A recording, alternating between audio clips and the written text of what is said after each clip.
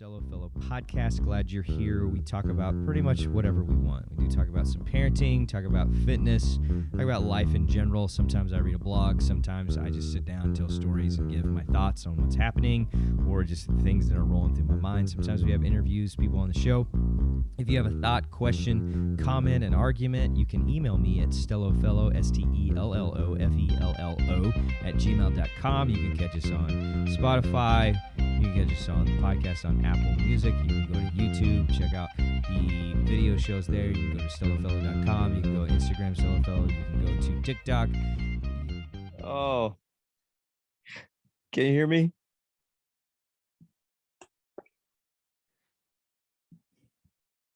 We got audio? Yeah, I can hear it. I got nothing. I can't hear it. Can you hear me? Yeah. Thumbs up, you can hear me. I can't hear you yet. Give me a second. Why can't I hear you? Did you unmute yourself? Yes. Dang. Let's see what could be the problem. It's got to be definitely my problem. Audio settings.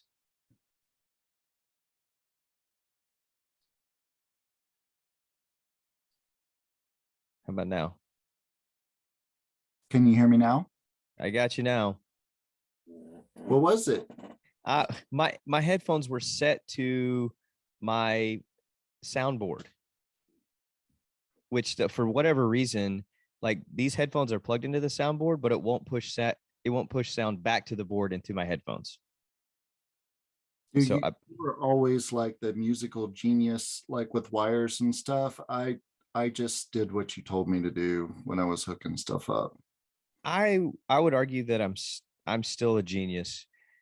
I just haven't gotten I haven't sat down to like, okay, how do I do this? I literally stick my AirPods in my ears and then put the headphones over it. That's the quick fix for like, all right, how am I going to navigate this situation at the moment? So that's awesome. Yeah, I love it. Hey, welcome to the Stello Fellow podcast. My boy Steven Schwarz is on with me today. Golly. Come on. Hey, what are you wearing? What is it that you're wearing right now? Oh, this is a throwback to probably the second best flag football team on earth. Well, I should say the second worst, because I don't think we came in dead last that season.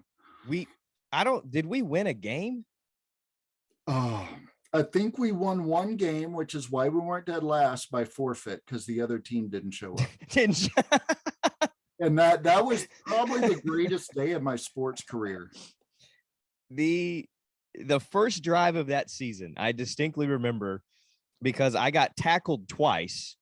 No flags were thrown. We were running freaking zone.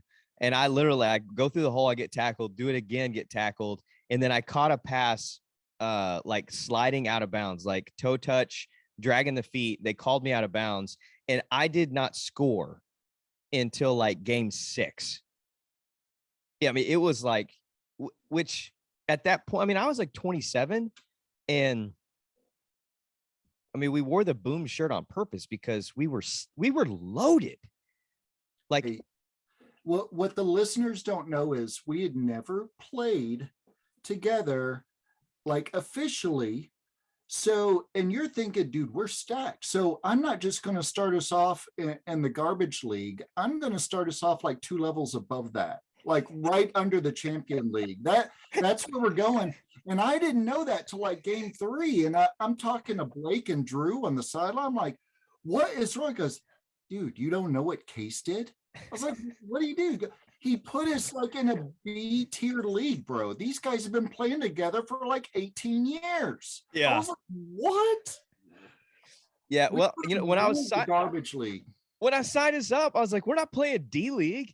There's no way we're playing D League. Like we have 8 starters. We have 8 varsity 5A starters at the time, the biggest division in Texas. Like they can't compete with us, which I think may have been illegal. I don't know. Like I guess they were seniors because you're not supposed to play those guys if they're active high school players. So they had to have been done for us to do that. But it was like, and we sucked bad. Yeah, hey, I couldn't even blame it on the refs, although I know that they either had drug problems or steroid problems or both. I think they had both. They did. I distinctly remember they made fun of my gold pants. Hey, those things just made you go like 10% faster. They really did. As I was like mowing through my head, like, what are we gonna do today on this show? I'm gonna bust out a couple of those clips from the Coach Jimmy video, which I love the fact that you're wearing that shirt because the ones I'm thinking of, I was wearing the same shirt. That's so awesome. that's gonna be a good combo for the show. I freaking love it. That's Dang, great. it's Great. good to see you, man. So I was like, I'm gonna let Steve introduce himself from I am gonna give some feedback, but I want you to introduce, like, how do we know each other? Why do we know each other? And why is there I mean, we haven't seen each other face to face in literally years. I haven't seen you in person. I think it was the last time the Cowboys actually won a playoff game because we were in Blake's house, right? Yeah, we were upstairs in the original Studio 725 that was then relocated downstairs. Yeah, I'm just going to also apologize to the listeners because there are so many inside jokes. Like every time you see me laugh, it's probably because of some stupid inside joke that we blew way out of proportion and ran it so far, like into the dirt over and over. The fact that you're not drinking an Orange Crush right now and eating a pink snowball is like that would have just set it over the top. Like when the screen came on, like, oh hey, what's up? Yeah, I'm just chilling in Pit Vipers. Yeah, that wasn't cool. I should have had the Orange Crush. No, the Pit Vipers took it. So introduce yourself. Why are we sitting here together? So my name is Steven. I like long walks on the beach, boxes of wine. I've been married for 20 years. And when my wife is in the same room, she makes me wear my mask for obvious reasons. I did some research. When you text me, hey man, let's get together, let's do this, you said it's going to be in this style. So it's of the 40th president, Ron Reagan. Is that right? Did I get that right? Am I doing this already? I don't know. Well aware of my lack of knowledge of everything. Okay. In general. So yeah, I'm sorry about that. I was expecting you to go with like the sucker in the belly button story. And you went like high level military grade. Hey, I'm down here. I'm still arguing that she didn't chew the gum, and you're up here, 40th president. What is that? You said, Ron, we're going to do this like Ron Reagan used to do his podcasts. No, I said Rogan, like Joe Rogan. He talks about whatever he wants. 40th president? Oh my! He was like the vice president at the time, I think. You know, I think Rogan should run for president. God, you're gonna lose so many viewers right now. The good news is we're on the front end of this. We don't have that many to start with. That's good. Yeah, I still have to catch up and watch your Parenting a Teenager. Tell me a little bit about that before I click on it after this. Okay, I will. You want to hear it now? Yeah. I have no idea what I'm doing parenting a teenage girl. I was genetically bred to raise my son.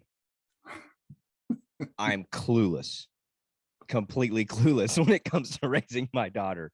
And so I like it literally is like, hey, here's what's happening right now. Here's how it actually is more, it's really not so much tips. It's more of a, like an active video journaling session for me to go, hey, how am I, it really did. It slowed things down for me. Like the next 3 days after I did that podcast to go, how am I handling this particular situation with her as I'm engaging and navigating we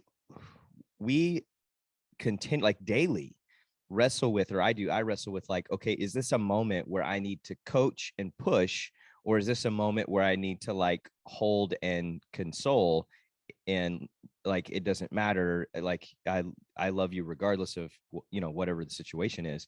And that's a constant with my son. It's never that way. It's like I'm gonna shove him and say, shut up, let's go, which I actually don't have to do that because anyways, He's always on board, I'm sure. yeah, he's ready to go. It doesn't matter what we do. He's like, I'm all in. He's like, wait, you're podcasting now, Dad? I want a podcast. So he now has a card collection podcast. Because he's like, well, I mean, what are you doing? I guess I'll do that too. Joker started. He walks up to me 2 days ago and he goes, Dad, I started a black market Pop-Tart business. What? Yeah. So because. What? And the reason it's black market is because he has started, and I'm not kidding. He started 3 different in-school sales businesses over the last 6 years, and he's been shut down every single time. And so, like, the first one was it was a comic book company. He started and was selling comic books, got shut down because he sold a book to a teacher, and somebody else found out. And then he was selling candy bags, and got shut down on that because he was taking away funds from other things that were happening. I can't remember the other one. He literally has been shut down 3 times. And so we've talked back and forth business. He comes and gets me. He's like, Dad, started the black market Pop-Tart business so that, like, I'm trying to keep it underground so, you know, teachers don't find out and they shut me down. But then he starts telling me about different sales he's made. He's like, I've already made $7.50 and I've sold 2 Pop-Tarts. And I'm like, wait, the Joker's selling them for a premium. I mean, it's that idea of like, hey, listen, Pop-Tarts, that's the cool kids club right now. And if you want in the cool kids club, it's going to cost you $3.50. Yeah, like, you want in or not. And I could see it, dude. Like, he, you know, this won't do, Mrs. McGregor. How about I slide you this Boston cream Pop-Tart? Will that make it go up a letter grade? Because Dad will be happy then. I'll be happy. Everybody wins. Boom. Yeah. And you know me in grades, I'm a stickler. So would you say that your daughter is maybe a clone of Ryan and your son is a clone of you? I would say they are a hybrid of both. Tanner and Ryan have the same personality of I want to be in control, so they fight constantly. It's awesome. Unless you're in the middle of it. Yes. When I get drug in the middle, I'm like, crap, this really sucks.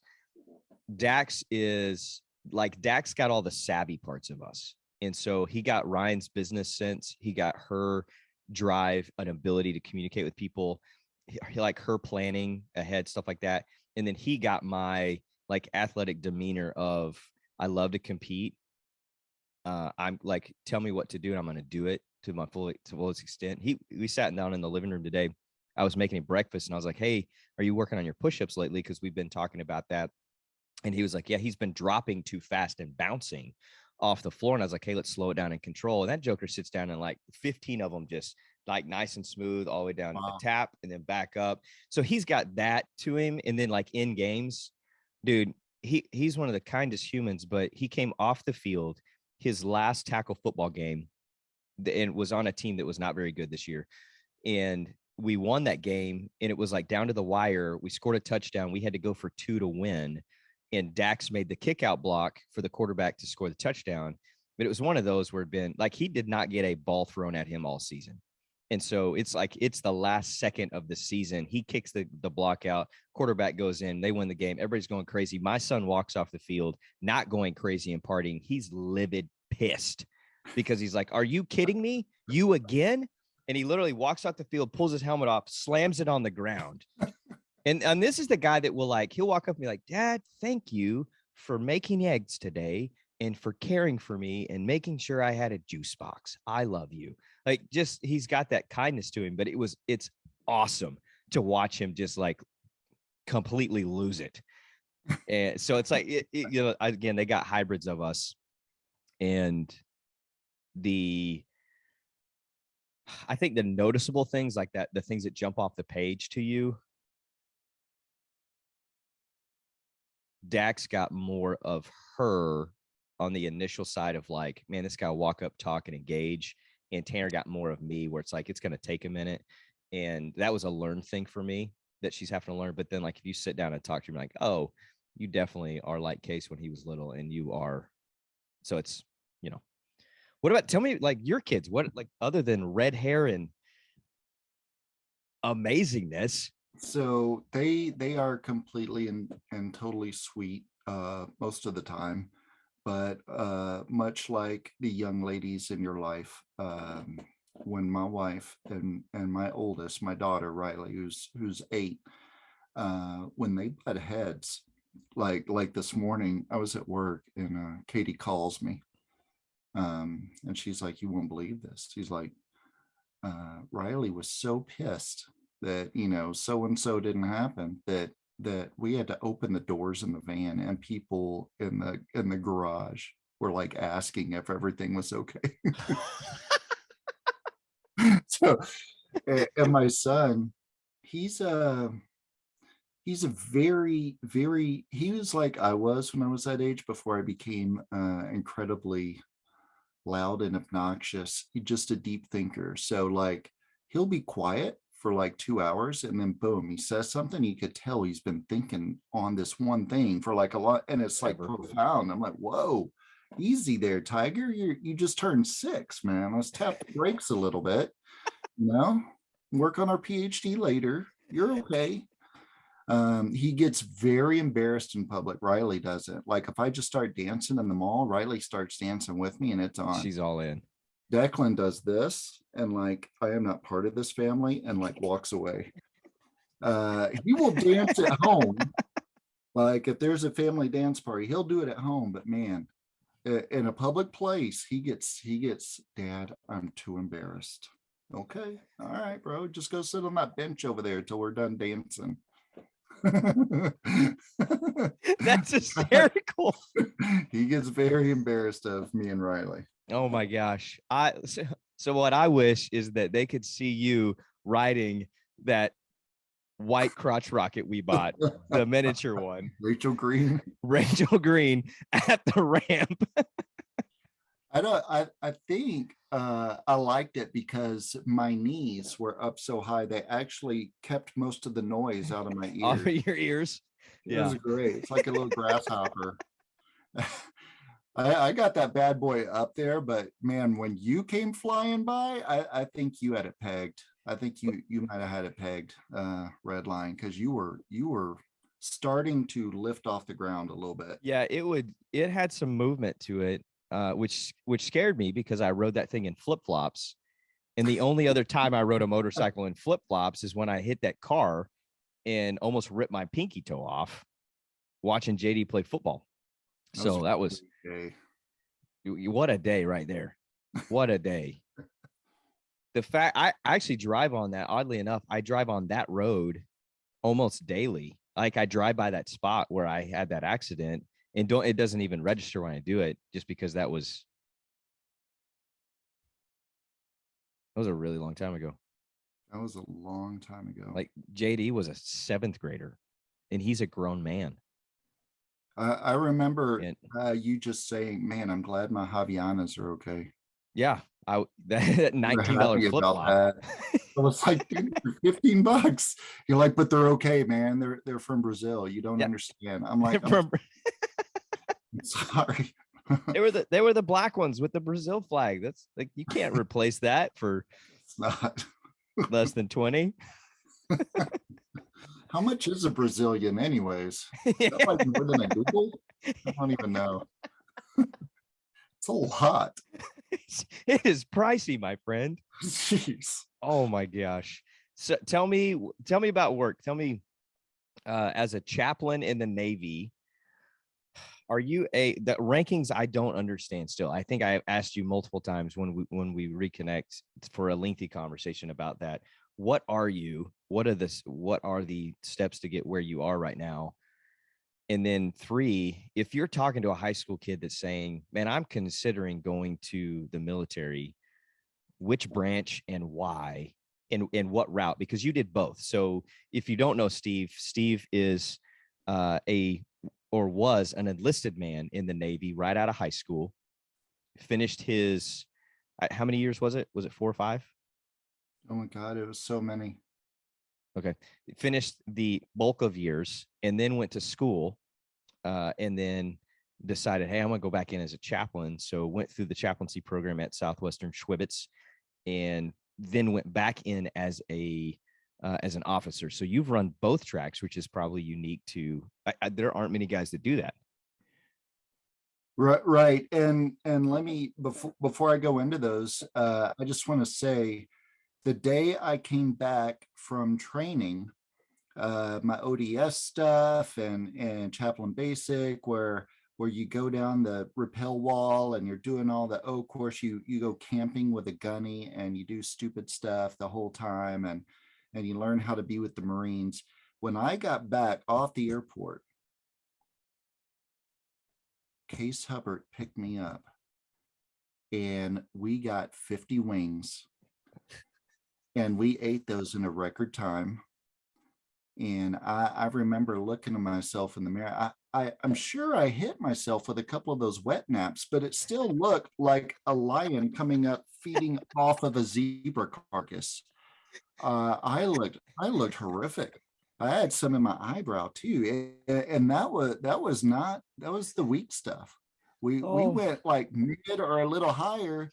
And I had tears in my eyes. My wife's like, "Oh, you're crying because you miss me so much." I was like, "No, babe, I just ate a whole bunch of wings." I mean, yeah, that's what it is. That's what it is. I desperately miss you, but those darn hot wings are killing me. She was so mad. She goes, "How come Case got to see you before me?" I was like, "You were doing a conference or something. I don't know." She was actually working. If we're being completely honest, Katie held the whole thing together as from an operational standpoint. If Katie doesn't exist, we have a hard time making it from point A to point B in any event at all, other than the event of me getting you from the airport and making it to the hot wing store, because we had that route down. That was a repeated, like, you are what you repeatedly do, man. We could nail that. So Katie had to actually run shop, and I was like, I'll go pick him up. I'll be the runner, because you've been gone for like a month. It was an eternity. Dude, it was like 2 months. And when I saw her coming through West Point and Blake hip checked her into the wall and he hugged me first and spun me around, and then she came out and I hugged her. That was amazing. And she was mad at Blake too, because Blake beat her to it. But we sobbed on each other's shoulders. It was great. I think we need to just quickly make a note. West Point is not the West Point we're referring to is not the academy to which many are trained to lead men in battle. West Point is the name of the building built at the church you and I worked at on the west side of the campus. We were training students for spiritual battle. Yeah. So the worst battlefield there is, high school and middle school. Absolutely. The naming of the campus. Whatever. I love you're like, she came out of West Point. I felt like we just need to clarify. I didn't think about that. Yeah, you're right. I've never even been, like, the closest I've ever been to a West Point was watching the Army Navy game on TV and Googling what uniforms are they wearing this year, which I absolutely love. Yes. Like if you had, I'm going to ask this differently. If you got to play in an Army Navy game, which uniform combo would you say, like, that's the one I'm picking and this is what I want to wear when we do this game? Like, from what year? And I don't know how much you follow that. But if you do remember which one. This past game, I thought I loved naval aviation. That's what I did when I was enlisted. And those uniforms were hot. Yeah. Loved it. Yeah. One of my favorites was the one they did that had the it was the shout out to the 101st Airborne. The Army did with the netting on the helmet. That was just, oh, that was incredible. And then Navy's uniforms this year I thought were just stellar. So So when you're editing this, flash up both of those so we can see. Might even have voting option. Yeah, I'll totally throw both of those in there. Which from all the time that we played together, if I were likening you to an individual on the football field, I would put you in the same camp as a Jason Witten / George Kittle. And reason being, I mean, that's Kittle for Jay Novacek. That's wonderful. But Novacek,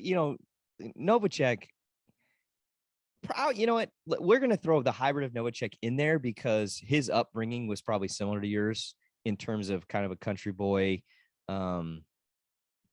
just a strapping young man that really set the tone. Jason, obviously, as he walked in, people were like, man, this is the next Jay Novacek. And then everyone now is like, wait, Jay Novacek. Oh, yeah, I forgot because Witten was such a big figure. But Witten, for whatever reason, he's one of those guys that you go, he is able to make up for slowness and inability to move with just pure savvy. Like the guy's always open. He always catches the ball, super tough. And then Kittle, I don't know if you've watched any interviews or anything with him. That guy's hysterical. No, I've never seen Kittle's interview. So yeah, after this, text me a couple that I should check out. I had no idea he was funny. I know. Oh my gosh. He had hands. He's so freaking cool.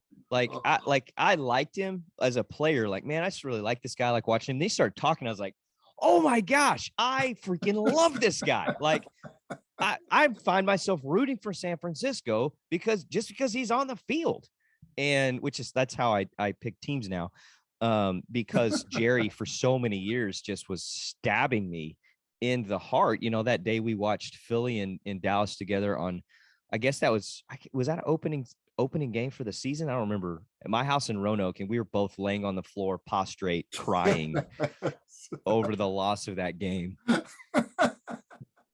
And yes, after that, I just kind of gave up hope. But you are always open, and you never once do I remember you dropping a ball. Not one time. In clutch situations, whether turkey bowl, flag football, Wednesday night on the blacktop, I don't know how many balls I threw to you in a third and whatever situation, and you just sucked them up.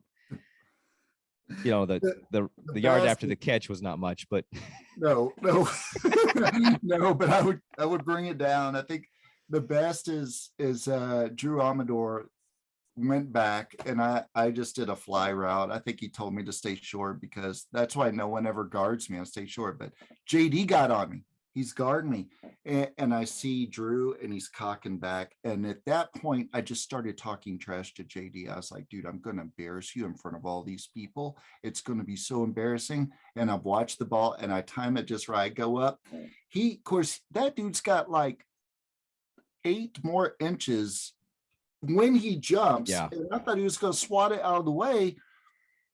Collegiate athlete, threw for Pepperdine. And I'm throwing that out there because when I caught it and I laughed in his face all the way to the end zone, I want people to know that I caught one on a collegiate athlete. And it made me feel great. It was awesome. And Drew was like, that was all me. But I was like, no, that was all me. But Drew swears it was him. The fact that you were able to talk trash, you recognize what was happening. You route adjusted. That's an in-game recognition adjustment and reading your quarterback at the same time, all while talking trash mid-route to a guy who outruns you. At that point, he probably ran like a 4.7, maybe 4.6. So fast. He jumped so fast. Oh my God. What a baller. I will see his photo in the there's a there is a yearbook in our coach's office that has his picture walking through, wearing number 28, walking through on a Friday night, that the football helmet, his senior year. And like, at times I'll like open it up, take a shot and send it to him just as a quick reminder. Hey, I may, in fact, that jersey is now a practice jersey and like all cut up. I may try to commandeer that and mail it to him just with the picture. Dude, that would be great. Just for fun. So I love it. That like the amount of memories attached to, like today, I'm cleaning the house today because it was cleaning day. Ryan's driving back from Fredericksburg and working, so I have to clean that day every time she does that. And I'm remembering us popping out of a trash can together, a dumpster, not just a trash can, but a full dumpster. Yeah, to the eye of the tiger. And like when we got in the trash can and like on your phone we had in there, and we pushed play on Eye of the Tiger. And at that time, like we were far advanced in what we were doing as far as like what we were putting together, because it wasn't a normal thing, because we didn't have like just all the access to how quickly you can shoot, edit, put music and all that kind of crap to a video. And so we're in there with the phone playing the music. Blake's out there filming, and no, it was just me and you. We had to set up a tripod. We're filming ourselves. We climb in the trash can. Nobody's around. Like we're at the lake in Grapevine. No one's around on these back roads, and we push play. I pop up, do the little thing, jump out. Well, when I come up, there's a car that had pulled up and is stopped at a stop sign, and they watch this guy wearing like it was just underwear and a crop top, like tank top. So I look. That's an odd thing to see. All of a sudden, a guy pops out of the dumpster, jumps out, runs off, and then you pop up, do the same thing, and take off. And the people watching that were like, what in the world? Yeah, but what the listeners don't know is that didn't even phase you.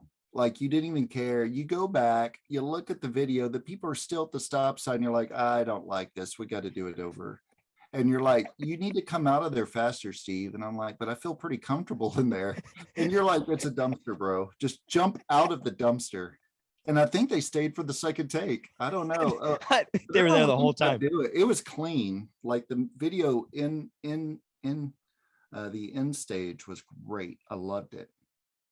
Yeah. So I'm gonna pull that clip up and throw it in here. You have that? I still have it. I have to it's in an old computer stuck in there. But I have a DVD of the final edition, but then I have all the clips still in an old computer and then saved on an external hard drive too. So I have a ton of footage from those days. And I was like, I've got to like go back through that, pull that clip out and throw it in here just so that people can see like this isn't a made up story. And it is like I had told you, I was like, hey, we're wearing like shorty shorts, which were not a thing back then. Like it was the exact opposite. Guys were wearing shorts down to their knees. And I was like, bro, like we're going shorts and cut off. And you wore a long Rock Point sleeveless shirt, and your shorts were like Derek Herbs. Like, and I was like, those are short. And you're like, that's the shortest thing I had. And you're like, I'll roll them like one time. That's right. Let's roll them up. I had those things pulled up to my stomach, man. I was like going Steve Urkel on them bad boys. That video was absolutely hysterical.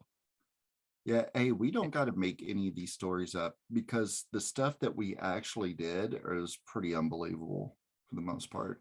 The stuff that wasn't on film that people don't know about is but she didn't that we're taking to our grave, right? She did, yeah. There's one in particular that I'm thinking right now that I'm like, what? We won't share that story on air, because we both would have been fired on that one. Yeah. Hey, thanks for saving my job that one time with the gum too. I appreciate that, man. That was such bunk. That was. You came in clutch for me. I was like, absolutely not. Y'all shut up and get out of here. The fact that you had to write a letter and we're all sitting there and it's just like, this is absurd. the amount of stupidity. Gosh. So here's a question I wanted to throw at you. This is something I am doing. Anybody that comes on the show, I am not telling them what we're talking about. Like, I'm not giving them like, hey, like, what are we talking about? You'll find out when you get here. Like Ronald Reagan. Yeah, just like Reagan. That's the exact same way he would run his podcast back in the day. The 40th president. I'm sorry, man. You're not going to have any good takes with me. I'm sorry, bro. No, I don't need a good take. We're just taking the whole thing and just throwing it in there because it's such good. It's just quality. So question 1, favorite student inside that particular. I don't even know if we've said this. Steve and I were youth pastors together at unnamed church in Flower. It has a name, but we won't name it, in Flower Mound. We already named one of the campuses. So we were student pastors together. Like 4 years together, right? Or was it 3 or 4? It had to be 4. It had to be 4 because I remember when you walked in, somebody was like, hey, there's this. Well, Blake had told me stories about you, Dr. Blake Graham. Shout out. Same. Yeah. So I had legend. Yeah, so we both had the same experience about each other with said student who's now a grown man with probably one of the best beards of all time. Yes. And like, the guy is a Viking and he makes his own beer and it's good. Like, you and I raised him, and there, as surrogate fathers, there's not a better job we could have done without question. So he tells me, hey, Steve's coming to go to Southwestern. I'm like, that's awesome. And so you walk in shortly after you got to school, and we were like, hey, you needed an internship. And I had to, no, that's not what happened. You come in, you're like, hey, I'll volunteer. And I tried to hire you because you walked in and I was just blown away by your presence. You walked in what looked like a thrift store leisure suit. Like, it was like forest green, which is now a thing. It wasn't back then, but it is now. And so I was like, who is this guy? Yeah, and I was just putting out the vibe, brother. And I was like, all right. And you're like, man, I need a volunteer part. And I was like, cool. Like we were taking anybody at that time volunteering with our group. And one of the first jobs I gave you, some kid went like AWOL at some event we were hosting. And I was like, hey, go take care of it. And you're like, I'm sorry, what? Yeah, I don't remember. It's like I sent you to like the North 40 of the campus to go. I don't remember what it was. And shortly after that, I convinced you, hey, I'm trying to hire you on the staff. And you finally said yes after minutes and minutes of me begging. And I think I asked you like 3 different times and you kept saying no. And then we finally were able to convince you you were part of the team, and it actually really didn't change anything.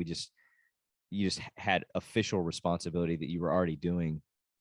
And it was the whole time you were at school, we worked together. And I have no idea how long it took you to get out, but I know I don't recall specific things at Rock Point without you.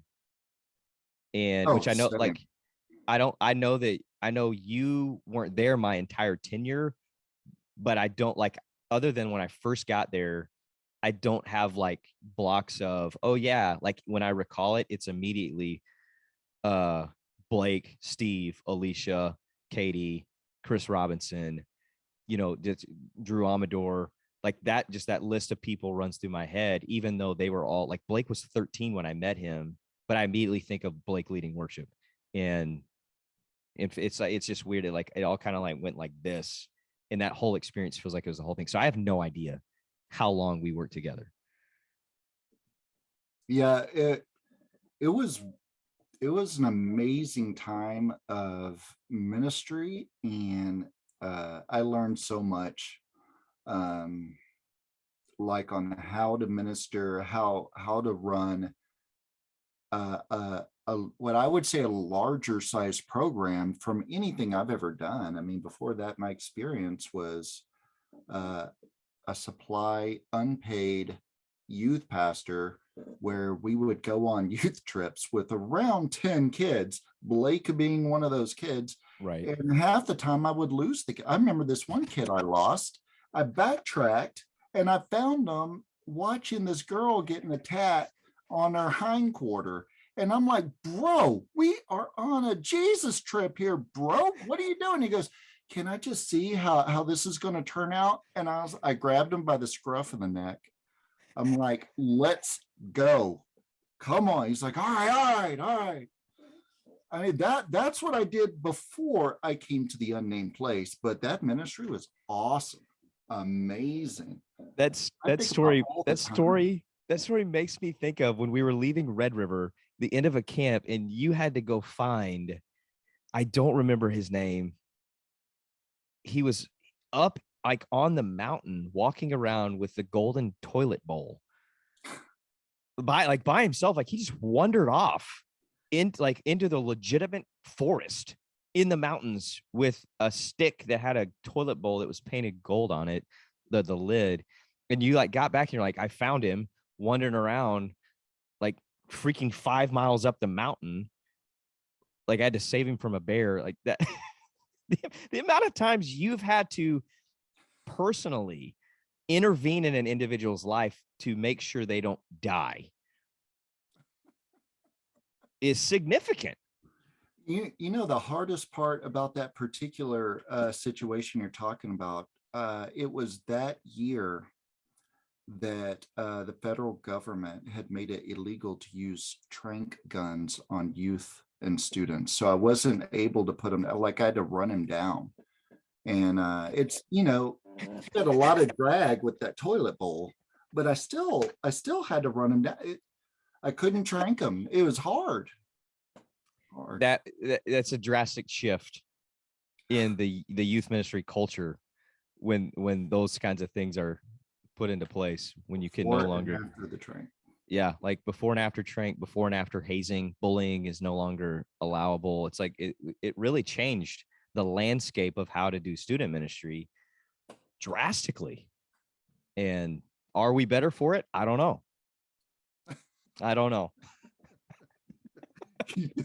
That was a really great host voice, and I'm thinking, dude, this guy is so pro. I love it.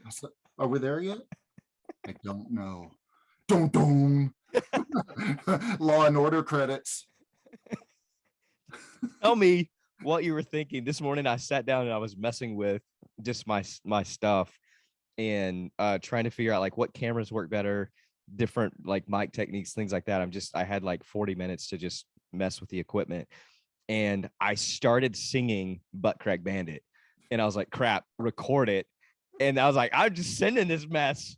I want to know what your thoughts were when you opened and were like, and it was like. So I'm getting ready to do, I'm uniformed up. I'm getting ready to go do the change command ceremony. I fed the dogs, watered the dogs, fed the kids, got them something to drink.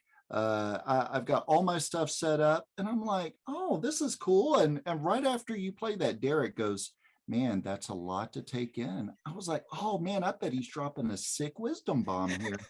And because I'm super old, my volume was all the way up, and I pushed play, and my kids are like, Dad, what's a Butt Crack Bandit? Oh, you know, and I'm fumbling with my phone. I'm trying to pause, and I'm thinking, is the remix beat gonna drop? I don't know. How do I get this thing to size? And then both of them are like, they did say Butt Crack Bandit, right? Is that Mom's brother? Is that Uncle Jared? Oh my God. I'm like, no, it's not your Uncle Jared. And finally I stopped it. I'm like, oh my God, you know, and well, eventually, and I'm like, oh, look, kids, it's Wild Kratts. Boom, forgot, done, easy. Easy. I'm crying and my abs are cramping. I'm laughing so hard. Oh, I was not ready for that, especially after Herb's freaking text, his follow-up text. I'm like, oh man, this is going to be some sick scripture right here. Some expounding. No. Oh, did it take me 3 takes to do it? Yeah, it did. It did. That's awesome. And I probably spent more time trying to do that than I should have this morning. But oh my gosh, I was like, when I started, I was like, this is gold. This is pure gold. I got to send this. It was just, oh my goodness. I wish I had. I've seen the video. I don't have it, and I don't know who. Josh Music may have it. When the first time we presented that song to a small select portion of the group, and then from there, what that did, it continues to be. My children are, yours are 8 and 6, mine are 16 and 12. It is still the most requested song. If I pull the guitar out, that song in like the Case Hubbard oh my gosh, acoustic, there it is. When I do the home acoustic show, it is the most requested song over the last 12 years. That is and awesome. Yeah, just like staple song. That what a day when we, like, the Wednesday that we wrote that thing, and then Dude, the story behind it, incredible. So, Chris Robinson, you mentioned him earlier. That dude bleeds Jesus and rock and roll. Blake Graham, one of the best people. Technically, he pick up a guitar and play just about anything. But you, around a campfire somewhere in summer camp, where my sleep schedule is so far off, I'm never going to find it again. Day 3 or 4, it's 1 a.m. and you grab a guitar and you start playing songs. I am straight spiritually vibing when that happens. I think about that a lot, especially midnight volleyball. There it is. Good That stuff. was probably the best one we wrote out of the songs that we did write. No, I take that back. Midnight Volleyball was quality. That was a like a lighter. Come on, the best one we did was the PGA Tour. No, not PGA, PBA Tour. Excuse me, Professional Bowling Association Tour. That song, just, I mean, golly, the depth of emotion that brought out, and man. Yeah, I bowled an 11, but I had the flu. Michael Jordan had the flu, but he had like the game of his life. Yeah, he drained like 63 in that one. Yeah. I don't really know, but I had a guy tell me one time, it was a follow-up meeting after a camp I'd run, not a camp that we ran together. It was years later. And all of my meetings with bosses were all like, they were always very positive. Like, my bosses always had great things to say and were always like full of gratitude for the work that I had done and the work that my team had put in and the hours upon hours. And so I'm getting just hammered on, not like drinking hammered, but like my boss is hammering me about, like, well, why did we do this, or this? And as if he was there. And I was like, whatever. I don't remember what question I was answering, but I was like, man, I was operating off of collectively 8 hours of sleep. And this was like Thursday night. And we got there Sunday. I'm now Thursday night, and I have a together of 8 hours. And he's like, well, that's like an hour and 45 minutes a night. And I was like, yeah. And he's like, why are you doing that? And I was like, wait, why am I doing that? Are you kidding me right now? And what some people do not understand, even inside that world, what does it take to run a camp of hundreds of kids when you and your team are the guys at the top? And really that idea of like, it stops here. Like, if it's messed up, it's broke, whatever, we have to fix it, or it's on us if it doesn't get fixed. And the amount of sleepless nights we had together, like, I genuinely do cherish it. And at the same time, the amount of funny crap that comes out of those moments where it's like, guys, like, why is this happening? It's because we haven't slept in 5 days. Of course, we're trying to jump Rachel Green over the pond right now, and we've built a ramp, and it's 2:30 in the morning. We just finished a volleyball tournament. Why? Who's got the video camera? Why wouldn't we be doing this right now? And Hey, does anybody have a cape we can borrow? Like there would even be a cape, but for some reason we think that's feasible at that time of the morning with no sleep. Somebody around here's got to have a cape. Who has it? Where's the cape? I swear we brought one.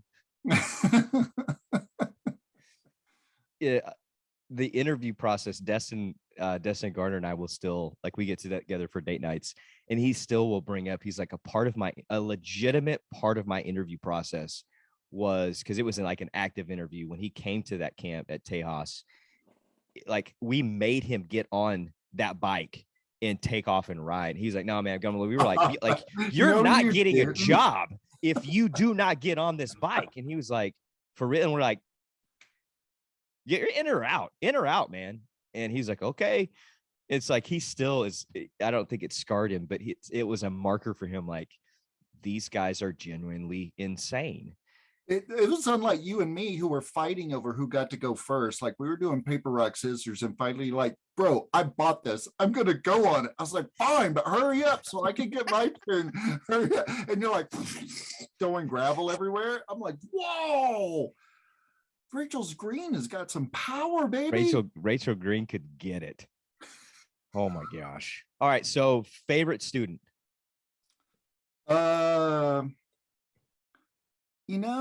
That's hard to say. I like favorite things about different people.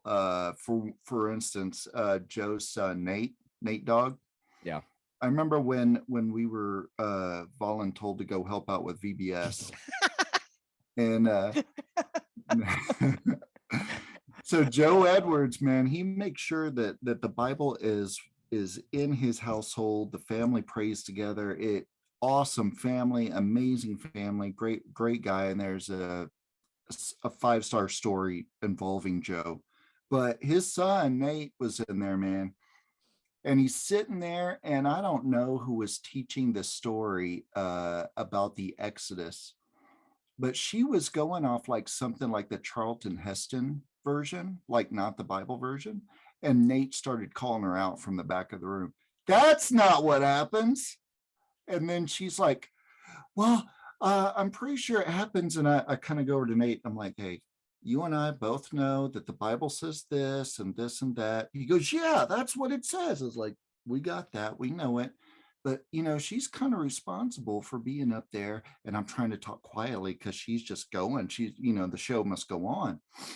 But his volume hasn't gone down at all. And then I'm talking to him. He goes, she did it again. Like, you're not even listening to me, Nate. She did it again. She did it again. I was like, Nick, come on out here, let me talk. So I took him over and I talked with him outside, and we talked for some time. And I remember going to Joe that weekend and said, dude, your son, so awesome. Here's why. And Ashley, amazing person, always happy to see us and to be a part of things. Can't say anything without the Wednesday night pool parties at the Musics. What an amazing family. Yeah. That was years. Drew, before he was a helper, when he became a helper, he went from being like a superstar student to like being just a guy that you could talk to about anything, and he has really good opinions on stuff. I think that's due mainly to you. JD, of course, Blake, but again, you grew these leaders up into the ministry there, and they all kind of took part in it. Hannah Becker's 45-minute stories. I mean, I used to hate the men, but I kind of miss them now. I mean, a chipmunk could cross the road, and it's going to take her 45 minutes to talk about that. I forgot about how long it's just that awkward, like, am I supposed to laugh now? Is this ever going to be over? Who asked her a question? Nobody did. She started telling a story. Thank goodness we didn't lead that small group. And Carr, Kenley, And we had some amazing students, man. We were lucky enough to get not everybody in that does that job. One, not everybody does it very long, and so you don't get, not all of them get to experience what we did. We also just had we had a very unique group of kids at a unique time that came through, and really, one, they loved each other and really bought into like what are we doing here and why. And then we were all just friends. That's like something that's so cool about that group of people. You know, Ashley and her husband Riley, now we hang out with them at least once a month and go to dinner and things like that. Derek Erb is in my home every Monday tutoring my daughter, but Derek and I have been best friends since, you know, that could, like, when he got old enough and became a man, golly, Derek and I were attached at the hip in all kinds of different ways, whether it was business or sports or school, or we've coached together. We've, you know, all kind, and we're always arguing about who's going to go coach. I'm like, you're leaving Flower Mound and coming over here to coach. And he's like, he keeps calling me like, hey, O-line coach open this over. He's like, and I was like, I'm not doing it. So it's a back and forth constantly. I'm wearing a Flomo hat. Yeah. You know, Blake is probably, of everybody, Blake and I was, everybody's unique. Like, it's hard to say, like Pepper's the same way. You know, Drew, I've known Drew since he was a 7th grader. And when I moved to Austin, Drew went with me, not once, but every time I went down there to look at houses, he went with me. Wow. And, you know, it wasn't a one thing. And then he wasn't, at that point, he wasn't married or even dating Ellie. And so he was down there all, like, he would come at least once a month, come spend the weekend. And like, he was actively volunteering with me in Austin, and he lived in Denton at the time and was actually contemplating, am I going to go into this line of work? And I talked about hiring him at that point. So like that kind of stuff is just awesome. And I was like, Blake, man, when I moved back and we started the whole Bush League Sports podcast show, that was us hanging out. That was just a continuation of all the years of hanging out. And what's crazy is, like, through literally like great times and weddings to then like divorces, not by me, but like people inside that, we've been through the highest times to the literally lowest, like tragic accident, somebody dies.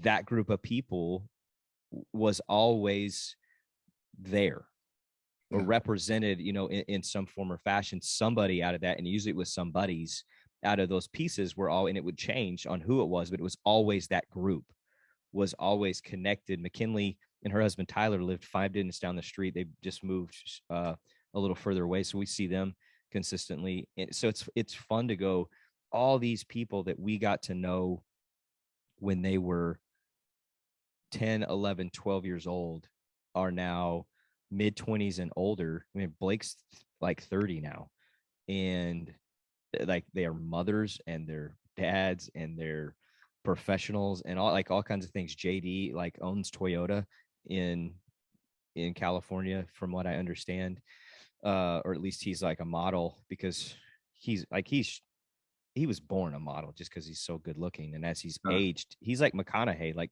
if anybody's going to surpass McConaughey in looks and just persona, it's Justin Davis.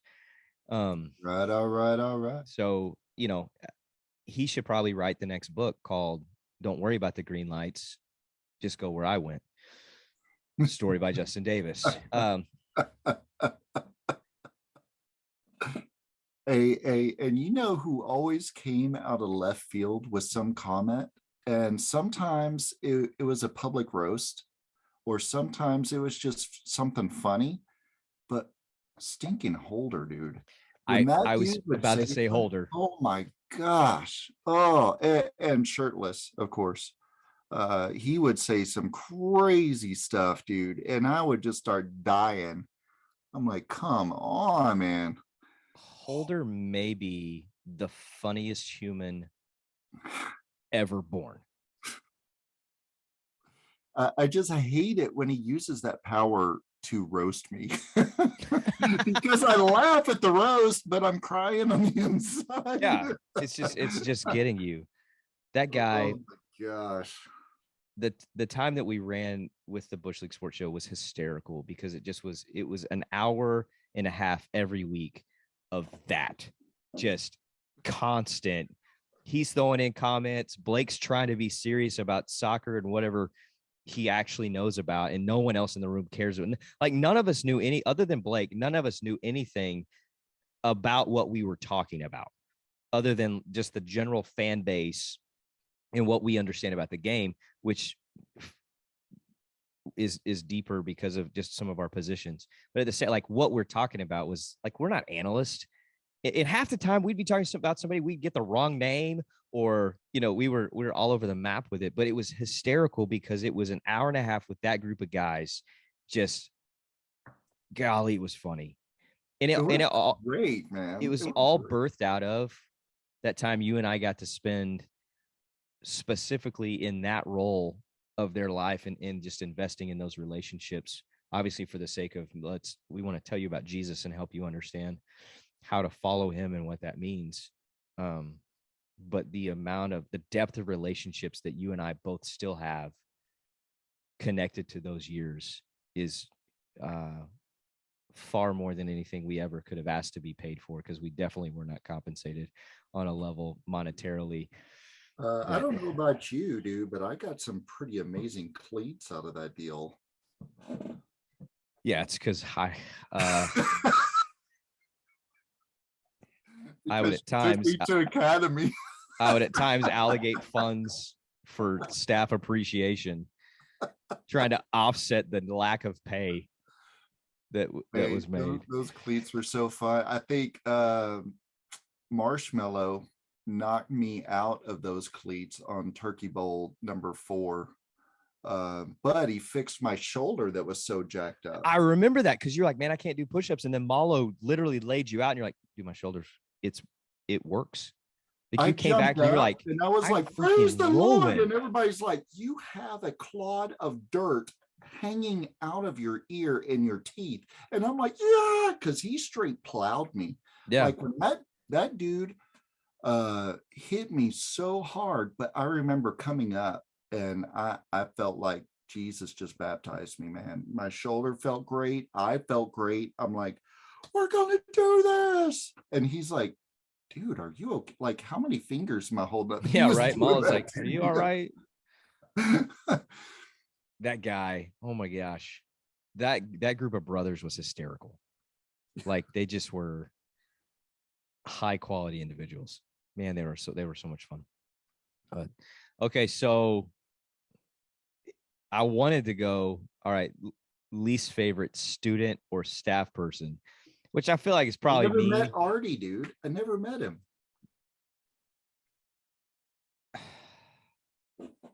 But dude, Alicia, she and Katie, I can ask them today to talk about. They've done it, and they will still bring up stories I have not heard about that young man.